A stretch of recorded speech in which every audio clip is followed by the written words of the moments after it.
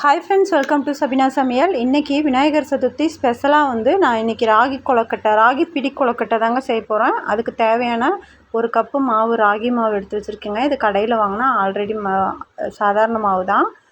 இப்போ 3/4 கப்பு வெல்லம் எடுத்து வச்சுருக்கேங்க.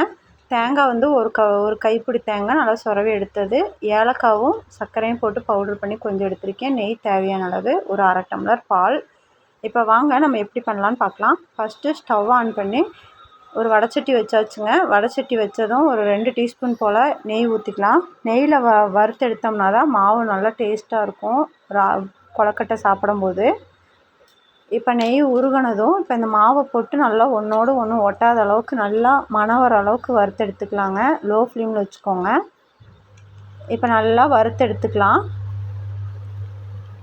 மாவை ஒரு நிமிஷம் மட்டும் நல்லா வறுத்து எடுத்துகிட்டு வேறு பிளேட்டுக்கு மாற்றிக்கலாங்க.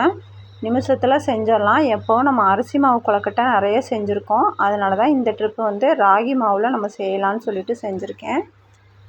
உங்களுக்கும் பிடிச்சதுன்னா இதே மாதிரி நீங்கள் செஞ்சு பாருங்கள். இப்போது நல்லா மாவு வறுத்ததும் ஒரு பிளேட்டுக்கு மாற்றியாச்சு. நல்லா ஆற விட்டுறலாங்க.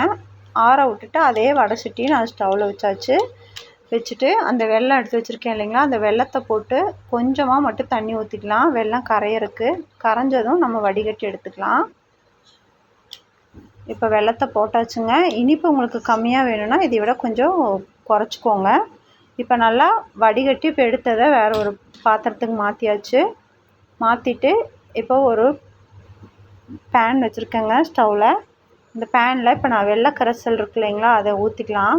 ஊற்றிட்டு அது ஒரே ஒரு கொதி மட்டும் வரட்டும். அதோடு நம்ம எடுத்து காய்ச்சி ஆற வச்சா பாலையும் அதிலே ஊற்றிக்கலாங்க. பால் இப்போ ஊற்றி செஞ்சோம்னா கொழுக்கட்டை ரொம்ப டேஸ்ட்டாக இருக்குங்க. அதான் பால் ஆற வச்சுட்டு சேர்த்திக்கோங்க. இப்போ பால் ஊற்றியாச்சு. அது ஆடையோடு இருந்துச்சுன்னா கொஞ்சம் நல்லாயிருக்கும். அதனால தான் நான் அதோடு ஊற்றியாச்சு. ஊற்றிட்டு இப்போ ஏலக்காய் பவுடரும் போட்டாச்சுங்க. போட்டு இப்போ நல்லா கலந்துக்கலாம். இப்போ எடுத்துருக்க தேங்காய் துருவலும் போட்டாச்சு. போட்டுட்டு நல்லா சேர்த்து மிக்ஸ் பண்ணி விட்டுக்கலாங்க. மிக்ஸ் பண்ணி விட்டோன்னா இப்போ நம்ம மாவு எடுத்து வச்சுருக்கோம் இல்லைங்களா, ராகி மாவு, அதை கொஞ்சம் கொஞ்சமாக உள்ளே சேர்த்துக்கலாங்க. இப்போ நான் எடுத்திருக்க தண்ணி அளவு நான் 1/4 கப் எடுத்திருக்கேங்க. அதாவது 3/4 கப்பு தண்ணியும் ஒரு 1/2 கப்பு பாலும் எடுத்திருக்கேங்க. இப்போ ராகி மாவை கொஞ்சம் கொஞ்சமாக சேர்த்திக்கலாங்க. பார்க்கும்போது நம்மளுக்கு லூஸாக இருக்க மாதிரி தான் தெரியும்.